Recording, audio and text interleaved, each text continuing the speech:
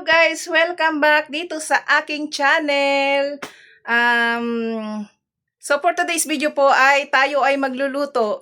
Guys, 2 weeks na po yung aking vlog na hindi nasundan. So ngayon pa lang po masusundan. So guys, magluluto po tayo ng cooking po tayo.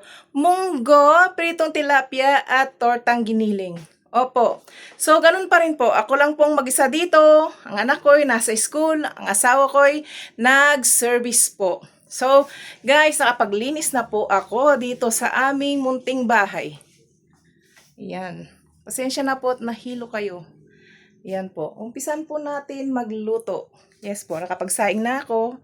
At yung bunggo po ay pinapakulo ko na. So, guys, update ko kayo. So, guys, andito na po ako sa mahiwagang lamesa. So, guys, giyatin po natin to ang palaya. Ang kilo po ng palaya guys ay 100. So ito po ay 29 pesos. Ito po ay ilalahok natin sa munggo. Dahil ito po ang gusto ng aking mga kasama, ang palaya. So ganito po ang ginagawa ko. Yan, alam nyo na po ito. Yan, alisin ko po ang buto. Yan, alisin ko yung buto at ating gigiyat-giyatin. Hiwa-hiwain. Dali lang po kung kutsara. Taran! Kutsara. Ang bilis. So, alisin na po natin to. Okay po. Medyo matagal-tagal po ito. Pagbabalat. May babalatan po ako eh. Ito po, pang giniling. Ito naman po ay pang munggo. Opo. Dali lang po ha. Medyo matagal-tagal ito. Sana hindi kayo maumay. Pero kung naumay po kayo at naiinip, pwede naman po kayong manood ng ibang vlog. Opo. Yan po.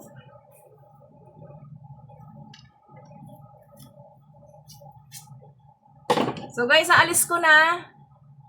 Naalis ko na yung buto.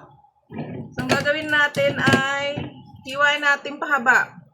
So ang kaya nito ay 1, 2, 4 na hiwa. Then, pahaba yung slice natin dito. Para pang munggo. Ayan po. Dali lang guys, update ko kayo maya-maya din. Dito, ngayon din. Saglit lang po ha. So guys, ganito po tayo maghiwa. Ayan po. Panghiwa ng Ilocano. Shout out po sa mga Ilocano dyan. Pang diningding, ganito po. Ang mga pangkapampangan po naman ay, nabubulol ako.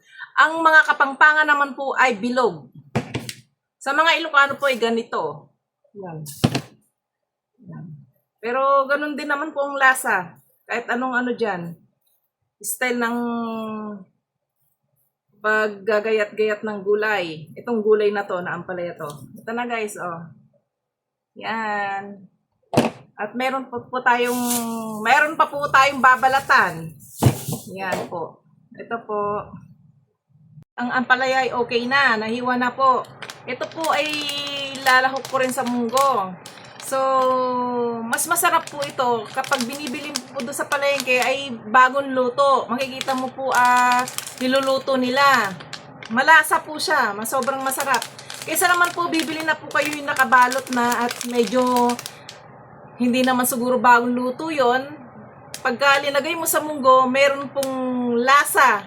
Meron po kayong malalasa na kakaiba na parang luma. Ito po ay bago. So, ang dami kong sinabi. Titikman lang naman. Ngayon po, titikman natin to. Pero tikman na po namin to. Nakailang beses na po kami bumili. Masarap po siya.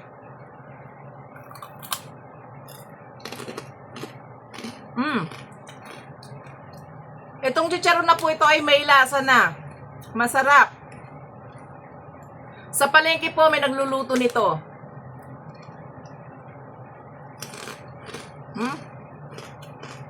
Bago tayo maghiwa-hiwa ng pang giniling. Ito po may laman pa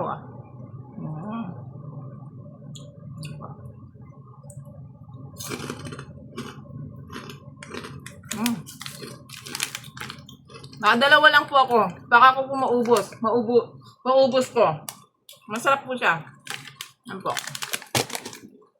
So, continue po tayo sa pagbabalat. At guys, napakamahal ang gulay ngayon. Ito po, napakaliit na carrots. Ano po ito? Kutsulyok, ba't nakataas? Ito po, ano po ito? 24 pesos. Ito po, 20 rin. Dalawang patatas, 35. Tingnan po gaano kamahal lang mga bilihin ngayon. Pero ito naman pong aking kalamansi ay 10 piso. Pwede. Ito pong dalawang sibuyas, nagkakalaga po ng 20 pesos. So parang nakyutan lang ako, bumili akong ganito pero mayroon po dyan. Ito po 20. Ang mahal po ng kilo, ang kilo ng pula ay 140, ang puti po ay 120. Ang dami ko po sinabi. Magbabalat na po tayo. Parang na-miss mag-vlog kasi ang daldal. Huwag po kayo magsasawa sa pagmumukha ko, no guys, no? Yan po. So, balat na po tayo. Yan po. Parang ayaw ko na tuloy balatan. Parang gusto ko na lang kuskusin dahil napakamahal. Yan, gawin nga natin ng ganun. Konti lang naman po kasi yung giniling ko, kaya ganito lang piraso lang yung binili ko. Hindi naman po maramihan. At kung nagtataka kayo, dami kong linulutong ulam, 3 lang naman kami. Kasi po, sabihin na natin maarte sila, mga kasama ko. Ako po, talagang laking probinsya ako. Pag natikman na po nila yung isang ulam, parang ayaw na po nilang ulitin na ulamin. Kaya po gagawa po ko na isang ulam na para hindi sila maumay. Ayan po guys, kiniskis ko na lang, kinaskas ko na lang. Sayang po kasi. Ang mahal po talaga ng kilo.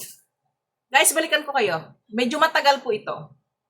Guys, ito na po ang ating prepare kanina. Yan po yung ampalaya. Ito po yung pang tortang giniling. Carrots, patatas, red bell pepper, sibuyas. Wala pa pong bawang yan. Nakalimutan ko. Meron po tayong pork giniling at chicharon. Ayan po. Ito po ilalagay na natin sa munggo. At mayroon na po tayong sinaing dito. So guys, inuna ko po yung sinaing para naman agad makakain. Ayan po. Ito pong ating ampalay ilalagay na po natin doon sa munggo at konting chicharon. Ayan po. Guys, hindi ko na po kayo sinama sa aking pagigisa sa munggo. Guys, sobrang madami na pong video ito. Mahaba po.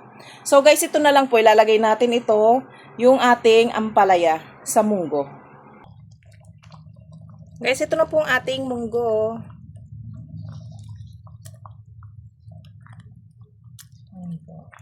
Lagyan natin ang ating chicharon.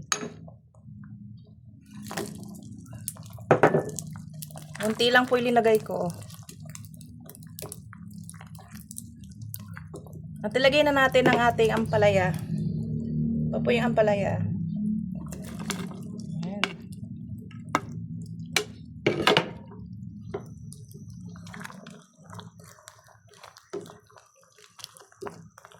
Luto na po yung ating munggo, pero hintayin na po nating maluto ang ating ampalaya. Yan po.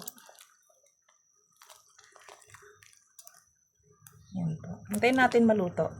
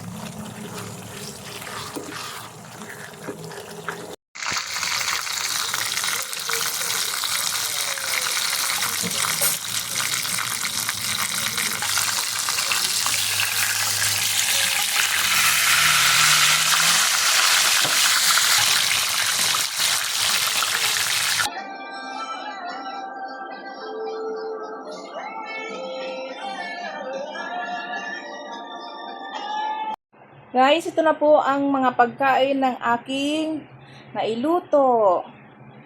Yan po ay tortang giniling, pritong tilapia, at yung ating munggo. May rice na po tayo at naghain na po ako. Guys, mauuna na po akong kumain dahil po ang oras natin ay 12:10. Wala pa po ang aking mga kasama. Yan po. Thank you, Lord, sa blessing, sa mga pagkain. Yan po. Thank you po. Yan po. Kain na po tayo. Kain po tayo. Kayo po, ano ang pananghalian nyo dyan? Yan po. Ano po ang mga ulam nyo sa inyong mga tahanan? Munggo.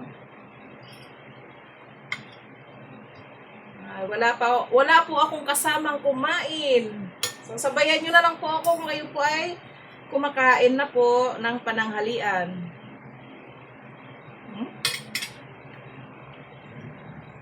Ang sarap po nito, oh. Tilapia.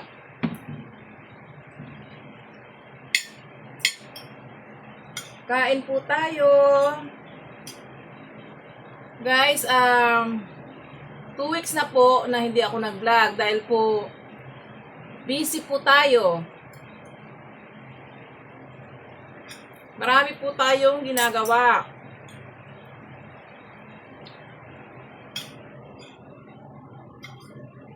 Kaya po hindi po tayo nakakapag-vlog. Tikman naman po natin itong tilapia.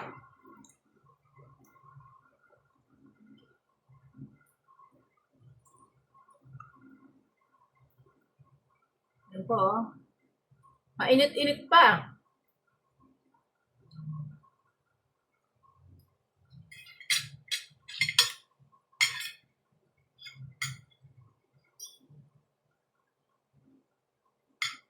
Sarap talaga kumain.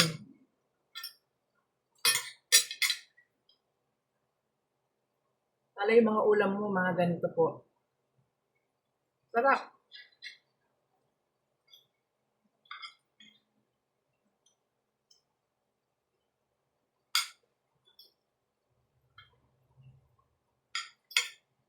Lalo po yung ampalaya. Napakasarap po ng ampalaya.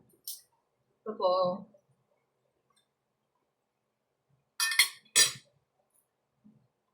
Fish.